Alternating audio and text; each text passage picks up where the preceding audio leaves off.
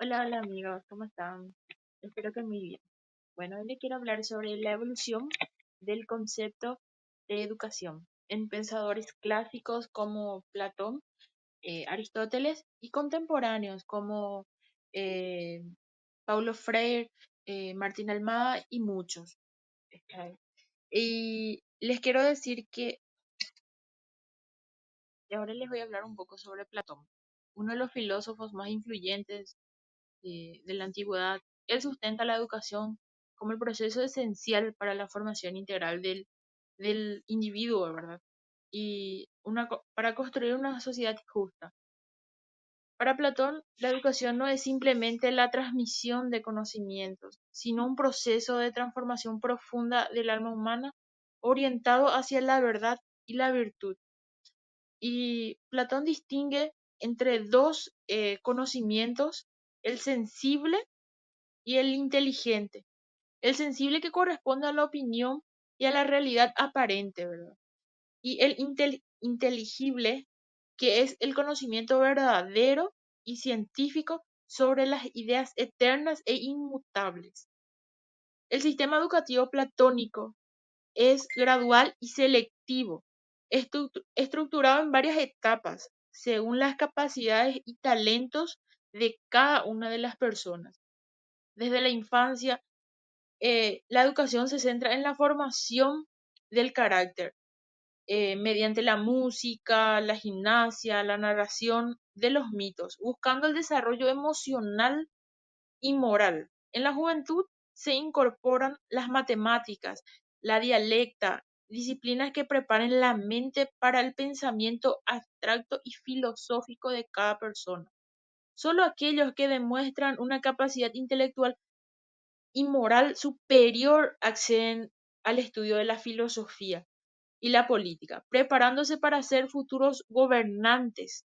Platón considera que la educación debe ser universal, igualitaria y controlada por el Estado, ya que de ella depende la justicia y el buen gobierno de la polis.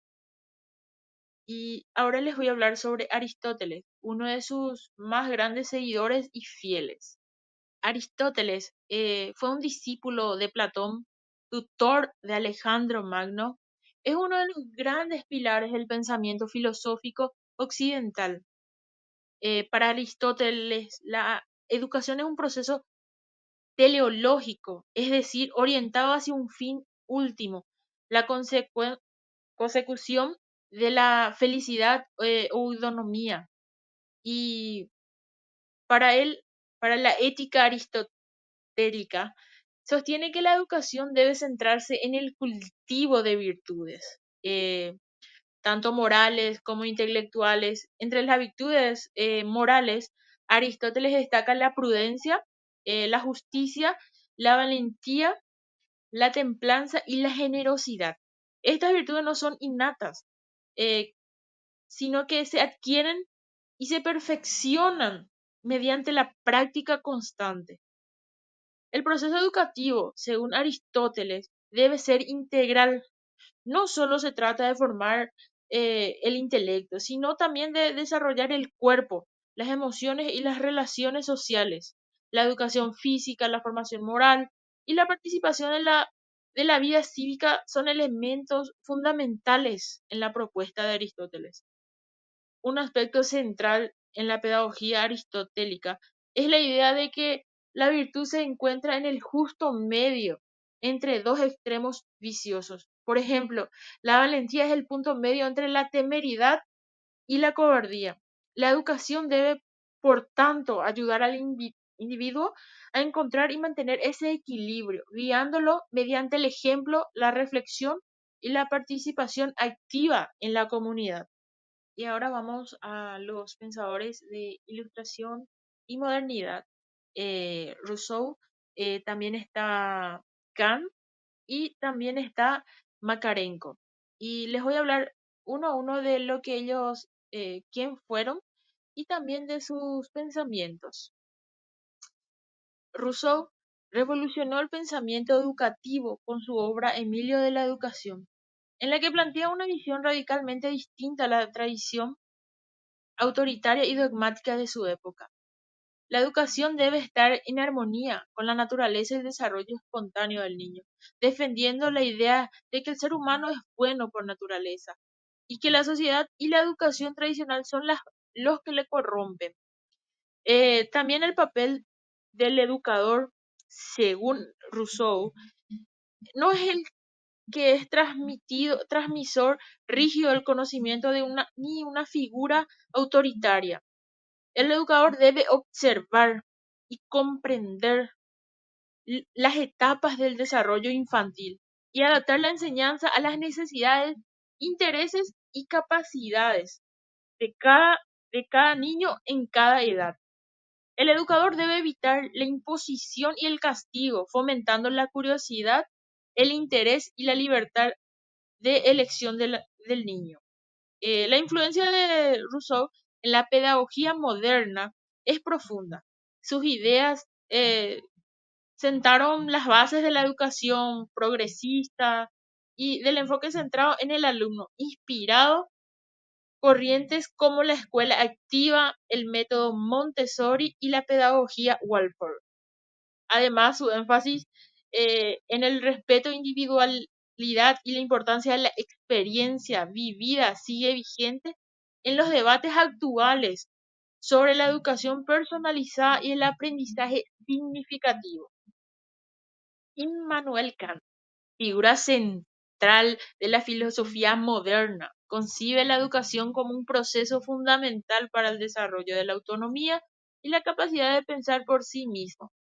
En su obra Pedagogía, Kant argumenta que el objetivo de la educación no es simplemente transmitir conocimientos, sino formar individuos capaces de utilizar su propia razón para tomar decisiones morales y actuar de acuerdo con el deber.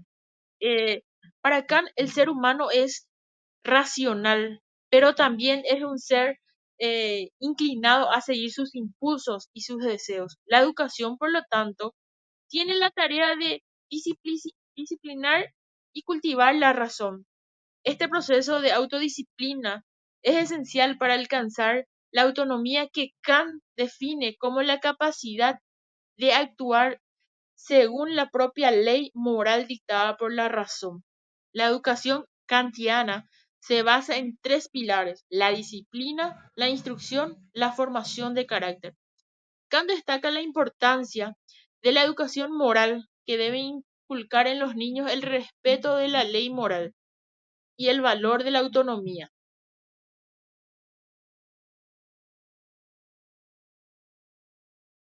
En la educación del siglo XX le tenemos a John Dewey, le tenemos también a Skinner y muchos más. Y les voy a estar hablando de cada uno de ellos y para que me digan cuál les gustó más también. John Dewey fue un filósofo, pedagogo y psicólogo estadounidense, considerado uno de los principales exponentes del pragmatismo y de la educación progresista. Revolucionó la teoría educativa al proponer un enfoque centrado en la experiencia, la acción y la resolución de problemas. Para él, la educación no es una preparación para la vida, sino la vida misma. El aprendizaje debe ser conectado con las experiencias cotidianas del estudiante y sus intereses y necesidades. También destaca la importancia del contexto social en el aprendizaje. Considera que la escuela debe ser una comunidad democrática en la que los estudiantes aprendan a colaborar. El papel del maestro, según Dewey, no es el de un transmisor de conocimientos, sino de un facilitador del aprendizaje. La influencia de Dewey en la educación moderna es enorme. Sus ideas inspiraron la creación de escuelas progresistas y la adopción de métodos de enseñanzas más activas y participativas. Frederick Skinner fue un psicólogo, filósofo social y autor estadounidense, primero de la psicología experimental y defensor del conductismo. Él creía que el aprendizaje se basa en condicionar el comportamiento a través de refuerzos y castigos. Su enfoque, conocido como condicionamiento operante, tuvo un gran impacto en la teoría y la práctica educativa. Él argumenta que la educación puede ser diseñada de manera efectiva utilizando los principios de condicionamiento operante.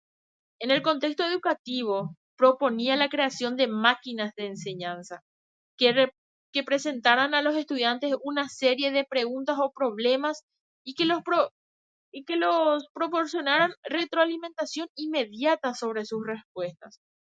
Si la respuesta era correcta, la máquina recompensaba al estudiante con un refuerzo positivo, como el avance de la siguiente pregunta o un elogio verbal. Si la respuesta era incorrecta, la máquina corregía al estudiante y le permitía volver al inicio o a volver a intentar. Él creía que este método de enseñanza era más eficaz que la enseñanza tradicional, ya que permitía a los estudiantes aprender a su propio ritmo, recibir retroalimentación inmediata y experimentar el éxito de manera constante. Richard Peters fue un filósofo de la educación británica, conocido por su defensa en la educación liberal, humanista y por su crítica al reduccionismo, del conductismo y de las concepciones de la educación que equiparan a la mera adquisición de habilidades técnicas. Eh, Peter- Peters argumenta que la educación no debe ser entendida como un simple proceso de adiestramiento o condicionamiento, sino como una iniciación en formas de pensamientos y acción valiosa en sí mismo. Peters criticaba el enfoque conductista en la educación, argumentando que esto reduce el aprendizaje a la mera modificación del comportamiento. Él defendía una educación liberal, entendida como una educación que busca el desarrollo integral de la persona, cultivando su capacidad de pensar, sentir y actuar. Él también destaca la importancia del papel del maestro en el proceso educativo. Consideraba que el maestro debe ser un experto en su materia, pero también un modelo de racionalidad, integridad y compromiso con la verdad. El maestro debe guiar, apoyar a los estudiantes en su proceso de aprendizaje, pero sin imponerles sus propias ideas o valores. Alexander Neil fue un educador escocés conocido por fundar la escuela Summerhill en 1921, una de las instituciones educativas más emblemáticas y controvertidas del siglo XX. Neil fue un defensor radical de la libertad infantil y de una educación centrada en necesidades emocionales y bienestar del niño. Neil creía que la felicidad del niño es el objetivo primordial de la educación. En Summerhill, los niños tenían la libertad de elegir qué aprender y cuándo aprenderlo. No había clases obligatorias, ni exámenes obligatorios. Neil confiaba en que si se les daba la oportunidad, los niños desarrollarían naturalmente un interés por el aprendizaje y adquirirían conocimientos y habilidades que necesitan para tener éxito en la vida. La escuela Summerhill fue un objeto de numerosas críticas y controversias a lo largo de su historia. Algunos críticos argumentaban que la falta de disciplina y estructura en la escuela perjudicaba el desarrollo académico de los niños y los preparaba mal para la vida adulta. Sin embargo, Neil defendía que la libertad y la felicidad eran más importantes que el éxito académico y que los niños que creían en un ambiente de amor y respeto eran más capaces de afrontar los desafíos de la vida. La educación crítica y alternativa. Nos vamos desde Iván Illich, nos vamos a Paulo Freire y también el Martín Almada, el abogado paraguayo que le tenemos también en esta lista. Iván Illich eh, fue un pensador sacerdote y crítico social austriaco, conocido por su análisis radical de las instituciones modernas, incluyendo la educación. Él proponía una desescolarización de la sociedad, es decir, la abolición de la escuela obligatoria. Para él la educación no debe ser un proceso institucionalizado y obligatorio, sino una actividad voluntaria y autodirigida, basada en el interés y la curiosidad del individuo. Él proporciona la creación de redes de aprendizaje que permitieran a las personas conectarse entre sí para compartir conocimientos, habilidades y recursos. Criticaba mucho la concepción tradicional del maestro como un experto que transmite conocimientos a los estudiantes. Para él, el maestro debe ser un facilitador del aprendizaje, un guía que ayuda a los estudiantes a encontrar sus propios recursos y a desarrollar su propio camino. El maestro no debe imponer sus propias ideas o valores, sino respetar la autonomía y la libertad del estudiante. Paulo Freire. Él fue un pedagogo brasileño reconocido mundialmente por su obra Pedagogía del oprimido, en la que plantea una concepción revolucionaria de la educación como un proceso de liberación y transformación social. Freire criticaba la educación bancaria, en la que el maestro depositaba conocimientos en el estudiante como si fuera un recipiente vacío y proponía una educación problematizadora en la que el estudiante se convierte en un sujeto activo de su propio aprendizaje. La educación no es un auto neutral imparcial, sino un proceso político que puede servir para reproducir las desigualdades sociales. El diálogo es un elemento central en la pedagogía de Freire. El diálogo no es simplemente una conversación, sino un encuentro entre sujetos iguales, en el que cada uno aporta su propia experiencia y conocimiento a través del diálogo. Los estudiantes y maestros construyen juntos un conocimiento, problematizan la realidad y buscan soluciones a los problemas sociales. Él destaca la importancia de la concientización, es decir, el proceso por el cual los oprimidos toman conciencia de su situación de opresión y se organizan para luchar por su liberación. Ahora hablemos de Martín Almada. Él tiene un enfoque humanista y comunitario, y él fue un abogado, educador y activista paraguayo, reconocido internacionalmente por su lucha en la defensa de los derechos humanos y su enfoque innovador en la educación popular.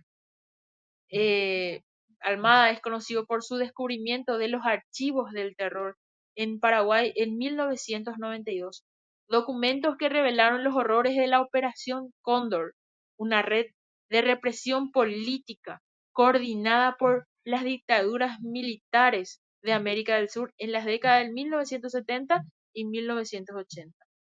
En el campo de la educación, Almada ha desarrollado un enfoque humanista y comunitario inspirado en la pedagogía de Paulo Freire y adaptado a las realidades de América Latina.